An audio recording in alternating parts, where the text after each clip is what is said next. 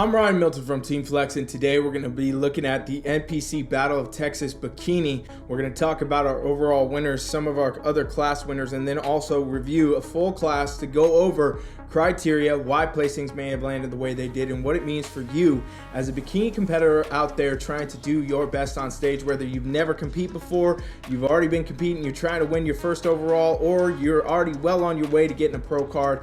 My channel will give you the tools, the tips, the strategies, the things you need to know to be able to do your best on stage. So if you're new here, hit the subscribe button, and if you watch with me all the time, comment down below and say hi, because I appreciate you. All right, let's get down to it. So this is Battle of Texas, NPC, Bikini, and this is a couple of our class winners. So we have right here, this is our Class C winner, Daynar, and our overall winner. She has won then the entire event, compete against all the other bikini class winners, and won. So she is, again, the overall winner. Very much a stamp on exact what criteria should be when you're an overall winner, okay? Looking over here, we have Pookie, or Pucky. I'm not sure exactly how you say the name, so sorry if I'm butchering that, but that's Class A. She's our Class A winner. And then over here, we have Masa, okay? And she's our Class B winner. So this is a couple of our class winners. We're going to look at them, and then we're going to go into Daynar's full class, and we'll look at that as well to give you a bigger difference in criteria. So right out the gate, you can tell all three of these ladies are very on par with what we should be looking at in bikini division, which is the hourglass shape. So good taper from the V taper into the waist, down into the lower body. This is what we'll see, and this is showcased well on all three of them, no doubt.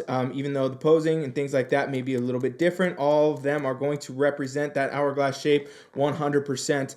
Where Daynar kind of stands out to me is that she's very, very symmetrical as far as shoulder shape goes, into the waist and then back down into the glutes. So being really symmetrical in this way is really what starts you on your best path to the best hourglass shape. She also definitely has nailed her conditioning. You can see these soft lines in the quads and in the glutes, and overall this is just an indicator she's got a lot of good muscle, a lot of good shape, and a lot of good condition. That's really what judges want to see in this division.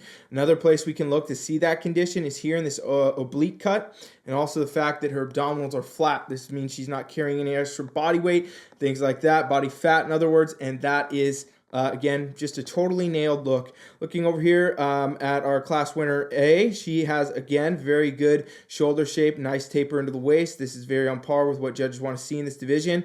When we look to lower body, she's definitely got the muscle and the shape, but her glutes appear to be a little bit just behind as it comes to talking about Daynar, right? So not as much symmetry, not as much proportion there. A little bit more size maybe would have been an advantage to her, but again, she wins her class, so very on par look. Her conditioning is right exactly where you should see it for this division. So again, really just nails it. Home run look for these class winners. Looking over here now at Masa, same thing. She's got good shoulder shape, tapers into the waist well. More development in the lower body. For her, I think it's a little bit too much of the upper body muscle. That's what I kind of see just looking at this shot compared to the other two. And now keep in mind, I don't know exactly how the overall call out landed. I don't know where they moved judges. We don't have any pictures of that. But realistically, this is what we can see as examples. Either way, all three of these athletes, very good representation of bikini criteria. Now to look from the back is where we always get the full story, and what we can see right away, Daynar, she's got good shape in the shoulders, tapers in well, comes down here into the waist, and the lower body is very symmetrical, on point. And when I say that, I'm talking about the quads that match into the hamstrings, that match into the glutes, and the tie-in and everything else. All of those muscles are very in symmetry, very in good proportion, and the same matches upper body. She's the most symmetrical athlete, and her conditioning is still really good here from the back as well, where we can see the slight separation between the glutes and the hamstrings. That's the key, what you want to aim for in this division. Looking over here at our Class A winner, we can see that, good shoulder shape, all that, tapers in well.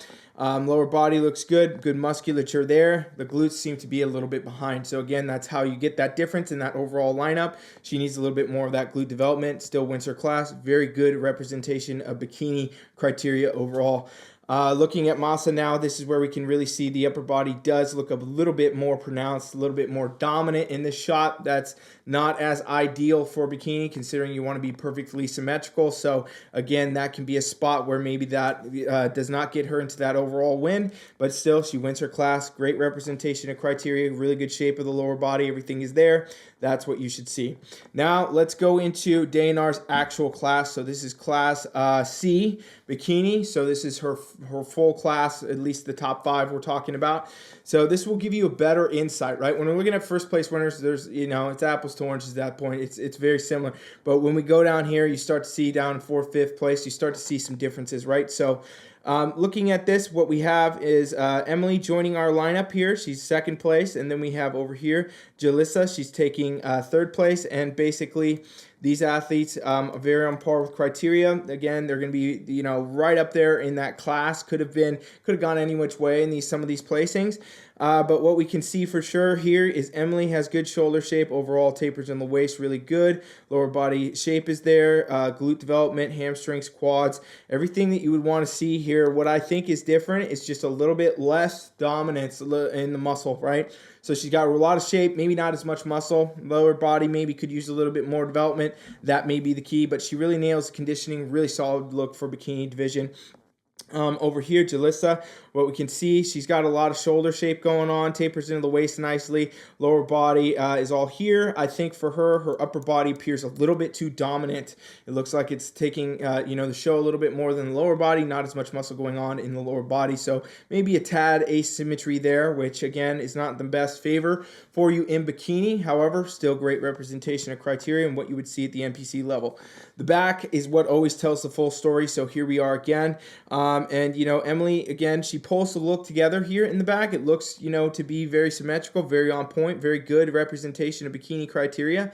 It just seems she does not have as much muscle as Dayanar in this lineup. And again, if you have more muscle still in shape and proportion and condition, oftentimes that's going to favor you, right? Because even Bikini, we're still talking about bodybuilding. We're still talking about competing at that level. We're still, in bodybuilding as a division, building muscle, that's going to be key. So looking at Jalissa, this is where we can see the upper body dominance kind of goes away in this shot, but you can just tell the lower body's not on that same exact level. Maybe it needs a little bit more glute development overall, bring that all through. And then if we look now to 4th and 5th coming into the lineup, so this is our 4th, 5th here. Albina and then also Helen. So Albina and Helen 4th and 5th. And this is where we can see, more clear differences, but a lot of similarities. Both athletes are still going to have the good overall hourglass shape. All Bikini should have this. You need to have this. The biggest differences here, I would assume, looking at this shot, is going to come from the back. So let's just cut right to that. And this is where, again, that's where the story becomes. I don't even need to review the front sometimes because you just know it's going to kind of go there. So not as much glute development here for either of these athletes, not as much overall development. Some of that 3D effect you're going to get from the tie-in and everything there. So more muscle in Bikini becomes the key, right? Because you start to see as you go into the lower placings of the call, at the 4th and the 5th, that these muscle differences do make a difference on stage. So again, really great representation of criteria. All these ladies have the shape, they have everything dialed in, they brought the right condition, they did all that. We're just talking about variances in, advancement of the physique, if you will, right? So how far have you built that muscle? How much muscle density have you made? How much, of that do you need to make still? And that's really what makes the placings difference. But I continue to see that judges continue to kind of hammer it home.